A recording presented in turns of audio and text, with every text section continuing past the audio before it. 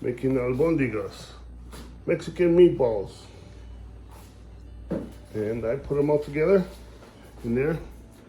Put onions, tomatoes, cilantro, salt, pepper, garlic. Then I mix them up, make meatballs out of them. Then I get the same ingredients and put them in also in the water. You dip them in, you're gonna make a soup out of it. To tell you, I add a couple handfuls of rice, basmati rice. The other one just doesn't work that well. I get it in the big bags. And also, those go in the meatballs as I make them and put them in the hot water, in the water. That makes its own broth. And I add just a handful into the broth, the actual soup. Normally you should have more, but because of our diet, I'm easing up on the rice too. I was here for video reasons. Just a few. They can be big, small, whatever. I make them spoon size and a little bigger so you can cut them in half. And those were the ingredients, and those I will be putting in the water in a moment. So anyways, the water's starting to get hot. Just drop them in there slowly so you don't want them to fall apart. Don't stack them on top of each other either, because they'll fall apart until they're cooked a little bit, and then you can add some more.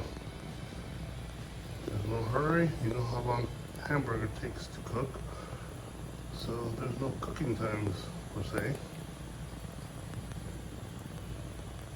Anyways, that's good for now for the video. I don't want to make it too long.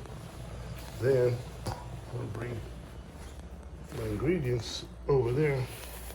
Kind of hard to do with one hand. Sorry. Here, some handful of tomatoes, handful of cilantro, and some onions. It's good for starters. I might add a little more later. It all depends on the taste, but the cilantro is the key. And save some for when it's cooked and it's fresh. Herbs are not supposed to be, well, there's a rule. It doesn't have to always be followed. Herbs are for putting on top of the cooked food, and they're not cooked. The herbs are not cooked. So put them in there fresh, it's great, but you can put them in here, give it flavor, and then at the end put the uncooked, the fresh herbs into this, and it'll taste much better. As the albondigas start cooking, you will see them float up, and that's when you can start stirring it. You don't want to start stirring it when they're not cooked yet. And you remember it has rice in it already, in the meatballs, just a little bit. But I'd also like to put a little extra garlic. Yeah, the Goya ones. Because I'm too lazy to cut them. And about half a cup worth of rice outside. Yep. Not too much. You can put as much as you want on yours, but I gotta watch out.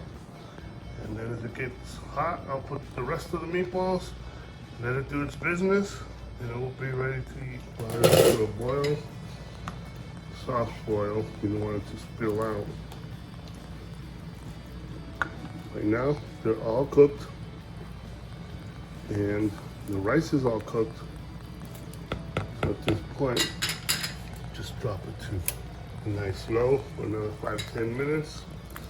Let it come down to temperature, ready to serve. During that time, I cleaned the kitchen.